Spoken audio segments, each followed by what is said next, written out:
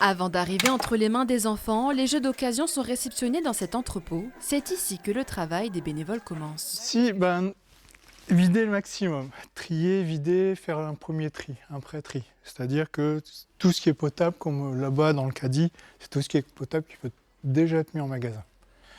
Ensuite, il y a les parties électroniques où là, il faut un peu plus de temps pour tester.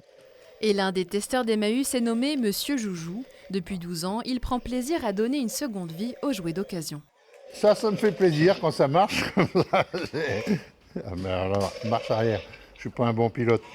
En plus de préserver son âme d'enfant, l'aspect social de ce poste a toujours animé Pierre Binet. C'est important pour moi de venir et d'essayer de valoriser tout ce que je vois pour que et les gens qui achètent soient heureux et que ça permette de faire vivre la communauté. Les sacs à 3 €, c'est quelque chose qui marche très bien, quoi. Donc moi, c'est pratique parce que mon matériel reste réuni, je ne suis pas dispersé partout et les gens ont l'habitude.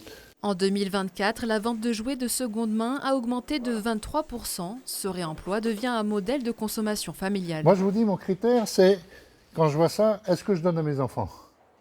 Motivé par la baisse du pouvoir d'achat et la prise de conscience écologique, le marché de l'occasion commence dès le passage en déchetterie, comme ici à Audruic. Oui, tout ce qui est électrique, ça ira dans les bacs situés en bas à droite. Il y a 3 ans, le syndicat d'élimination et de valorisation des déchets du Calaisis lance une campagne de collecte de jouets au sein de ses centres de tri.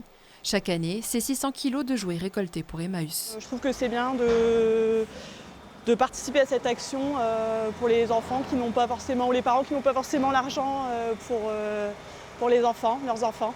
On va récupérer des jeux de société comme vous pouvez le voir, des jeux électroniques, des peluches. On peut également aussi avoir des jeux d'extérieur. Une fois récupérés, Pierre et les autres bénévoles se chargeront de les revaloriser. Afin d'aider petits et grands, ainsi que la planète, la collecte Laisse parler ton cœur se poursuit jusqu'au 30 novembre.